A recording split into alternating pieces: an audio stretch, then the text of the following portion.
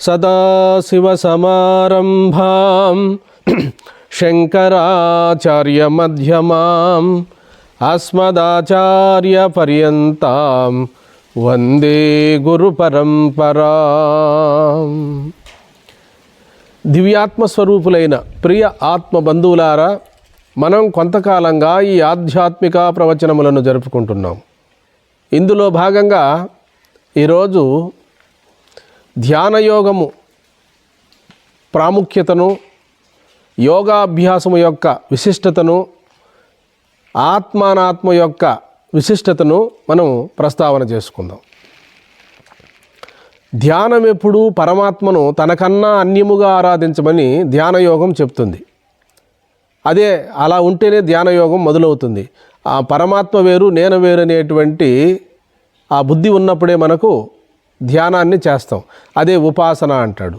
యోగాభ్యాసం అనేది ప్రాణపాన వాయువులను స్తంభింపజేసుకోవడానికి ఒక యోగ ప్రక్రియ అనేటువంటిది సనాతన కాలం నుండి మన ఋష్యాదులు కనుగొన్నారు. పరిపరి విధాలుగా చెలిస్తూ ఉన్న మనసును అదుపు చేయడానికి ఏకైకమైన సూత్రము ప్రాణాయామం. ఈ ప్రాణాయామం అనేటువంటిది చెలిస్తున్న మనసును నిశ్చలావస్థకు చేర్చగలిగేటువంటి సామర్థ్యము ప్రాణ ప్రక్రియలో ఉన్నది. ఎందరో యోగులు, మునులు, మునీశ్వరులు, ఇటువంటి మహానుభావులు అంతా కూడా ప్రాణాయామమును చేశారనే మనకు శాస్త్ర గ్రంథాలలో చెప్పడం జరిగినది. అయితే ప్రాణాయామం అనేటువంటిది తెలిసినటువంటి సిద్ధహస్తులైనటువంటి గురువుల ద్వారా తెలుసుకొని ఆ నిష్పత్తులు తెలుసుకోవాలి. మనం రేచకము, పూరికము, కుంభకము, రేచక, పూరిక, కుంభకాదులను తెలుసుకొని ఆ నిష్పత్తుల ప్రకారం గురువు ఏ ప్రకారంగా అయితే పూరించాలి, కుంభించాలి, రేచించాలి అనేటువంటి విధానాన్ని తెలుసుకొని మనం ప్రాణాయామం చేయాలి.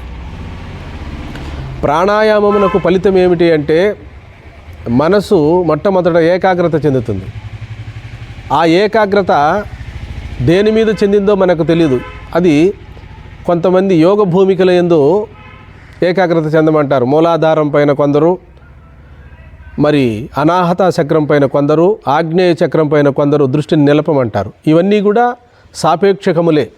అంటే ఇవి కేవలము భూమికల యందు దృష్టిని నిలపడమే. అయితే మనం ఎక్కడ మనం దృష్టిని నిలపాలి అంటే మన యొక్క స్వరూపమునందే మనసును నిలపాలి. అది నిజమైనటువంటి దృష్టి. నాసికాగ్రమున దృష్టి నిలపడం కాదు, మరి ఇంకో భాగంలో నిలపడం కాదు. యోగ పరిభాషలో అలా చెప్పబడింది. నాసికాగ్రమున, భ్రూమధ్యమున. నాసికాగ్రం అంటే ముక్కు చివరని కాదు, ముక్కు ఎక్కడ ప్రారంభమవుతుందో కనుగొమ్మల నడుమ, అదే భ్రూమధ్యము, అదే నాదు బిందు కళాతీతము, అదే భృకుటి, అదే పాలభాగము అని ఇన్ని పేర్లు, అదే జ్ఞాననేత్రం అని కూడా చెప్తూ ఉన్నారు మన పూర్వీకులు. అయితే ఈ సాధనలన్నీ కూడా పరోక్ష సాధనలే. పరమాత్మ తనకన్నా అన్యముగా ఉండాడు అనేటప్పుడు మాత్రమే ఇవి ప్రారంభమవుతాయి. పరమాత్మ తన స్వరూపమే అన్నప్పుడు ఇంక చేసేది ఉండదు, చేసే క్రియ ఉండదు, తానుగా మిగిలిపోవడమే. కాబట్టి ఈ స్వరూప జ్ఞానం ప్రాప్తించాలి అంటే ఎంతో కొంత మటుకు సాధనలు మాత్రం చేయక తప్పదు. ఈ సాధనలు నిష్కామ బుద్ధితో కర్మలను ఆచరించాలి. కర్మ ఆచరించినప్పుడు చిత్తశుద్ధికి కారణమవుతుంది. ఎప్పుడైతే సిద్ధము పరిశుభ్రం అవుతుందో అప్పుడు ఆత్మానాత్మ విచారణ చేసే సామర్థ్యం మనసు కబ్బుతుంది. అప్పుడు ఆత్మ అంటేనేమి, పరమాత్మనగానేమి అనేటువంటి ఆత్మానాత్మ వివేకం మనకు జనిస్తుంది. ఆత్మనగా దృక్కని, అనాత్మనగా దృశ్యమని, దృశ్యాన్ని చూస్తున్నది దృక్కని, ఆ దృక్కే తన స్వరూపమని తెలియబడుతుంది. అయితే మనము శ్రమ కోర్చి యమనియమ ఆసన ప్రాణాయామ ప్రత్యాహార ధారణ ధ్యాన సమాధిని అవలంబించారు మన పూర్వీకులు.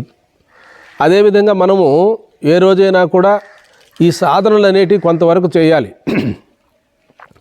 ఈ సాధనలన్నీ పరంపరా సాధనలు అని చెప్పి జగద్గురు శంకరులు వారు తన భాష్యములో వివరణ ఇచ్చారు. అంతరంగ సాధనలు ఏమిటంటే శ్రవణము, మననము, నిధిధ్యాసనము. మన ప్రవచనాల్లో ఎక్కువగా చెప్పుకుంటూ ఉన్నాం ఈ శ్రవణ మనన నిధిధ్యాసనల గురించి. కాబట్టి మనం ఏం చేసినప్పటికీ కూడా మనం ఎవరో తెలుసుకోవాలి. మనమెవరో తెలుసుకునేటందుకోసమే ఇన్ని సాధనలు వచ్చాయి. ఇంతమంది గురువులు కూడా మనకు ప్రబోధిస్తున్నారు. కాబట్టి దృగ్దృశ్యాలను చక్కగా విచారణ చేసుకొని ఆ దృక్కుయే నా స్వరూపము, నా స్వరూపమే పరమాత్మ స్వరూపం అని చెప్పి మనం ఏ రోజుటికైనా స్థిరమైన చిత్తముతో ఆత్మ సంయమనం చేసుకోవాలి. ప్రియాత్మ బంధువులారా, మరి మనం ఒకే తడవ ఇంత పరిజ్ఞానం ఉండదు. చిన్న చిన్నగా మెల్లమెల్లగా మనం సాధన చేసుకుంటూ మనం ఎవరో అనేటువంటి సత్యాన్ని నిదానంగా మనం తెలుసుకొని మన స్వరూప విజ్ఞానాన్ని మనం సంపాదించి ఆ స్వరూపంగా మిగిలిపోవాలి. ధ్యానము, యోగము, జపము, పూజలు, వ్రతాలు, ప్రార్థనలు, సమారాధనలు, అన్నదానములు ఇవన్నీ కూడా పరంపర సాధనలే. చిత్తానికి పట్టిన మాలిన్యాన్ని తొలగించి చిత్తాన్ని చిత్తస్వరూపముగా గుర్తించడమే స్వరూప జ్ఞానం.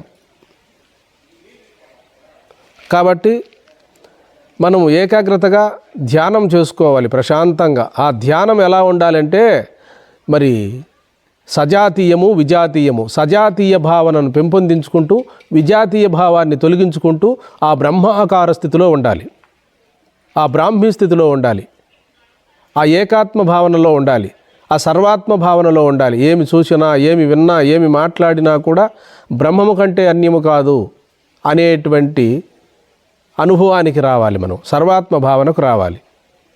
కనుక పూజకోటి సమము స్తోత్రం, స్తోత్రకోటి సమో జప, జపకోటి సమో ధ్యాన, ధ్యానకోటి సమో లయ. కోటి పూజలు చేయుట కంటే ఒక నామజపము శ్రేష్టము. కోటి నామముల కంటే భగవంతుని కీర్తించుట ఒక స్తోత్రం శ్రేష్టము. కోటి స్తోత్రముల కంటే ఒక ధ్యానం, కోటి ధ్యానముల కంటే ఒక లయం, అదే స్వస్వరూపానుసంధానం. ఆ స్వస్వరూపానుసంధానములో మనసును ఏకాగ్రతపరుచుకొని కేవలము స్వస్వరూపమై మిగిలిపోవడం.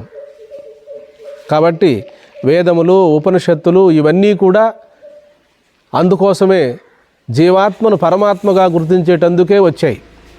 కాబట్టి మనం సాత్విక ఆహారము, సజ్జన సాంగత్యము, సద్గ్రంథ పఠనము, సత్ప్రవర్తనతో ఇక్కడే మనలో దివ్యమై భవ్యమై మన స్వరూపమై ప్రకాశిస్తున్నటువంటి ఆ స్వస్వరూపాన్ని మనం గుర్తించి స్వస్వరూపముగా మిగిలిపోవలెను.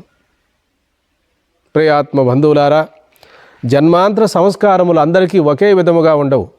కొందరికి ధ్యానం అంటే ఇష్టము, కొందరికి యోగం అంటే ప్రీతి, కొందరికి మంత్రజపం అంటే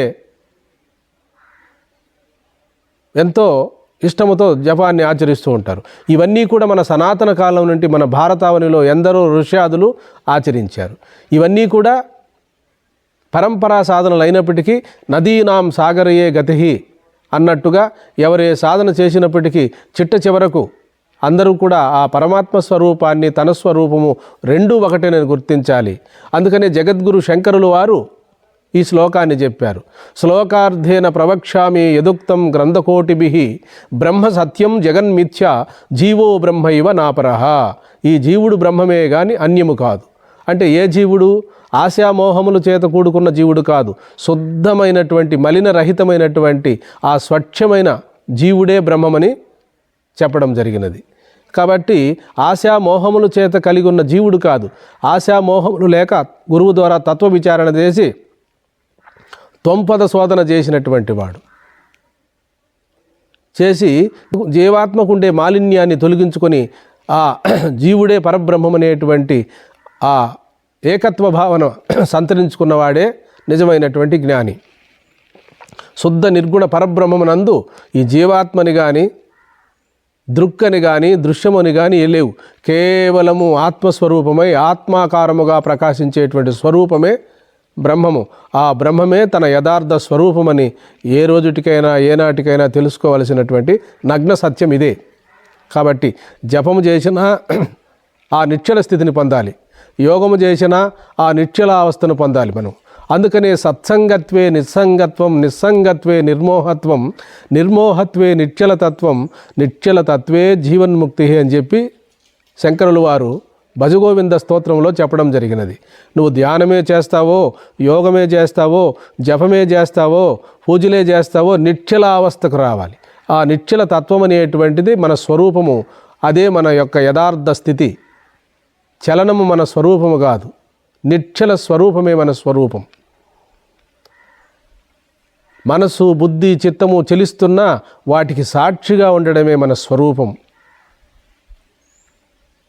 కాబట్టి మన స్వరూపమునందు ఈ భేదాలేమీ లేవు. ఉన్న భేదమంతా నామరూపాత్మకమైన ప్రపంచమునందే భేదమున్నది. చూసే దృక్కులో భేదము లేదు. దృశ్యం మారుతూ ఉంటుంది, దృక్కు మారదు. మారేటువంటిది నా స్వభావం కాదు, మారకుండా ఉండే స్వరూపమే నా యొక్క యథార్థమైన స్వరూపమని ఆ దృక్కుతో నిరంతరము మమేకమవ్వాలి. కాబట్టి ఈ సత్యాన్ని తెలుసుకొని ఇక్కడే జీవన్ముక్త అవస్థను పొంది జన్మరాహిత్యం చేసుకోవలసినదిగా నేను మనవి చేసుకుంటూ, సర్వే జనా సుఖినో భవంతు, లోకా సమస్తా సుఖినో భవంతు. హరి ఓం.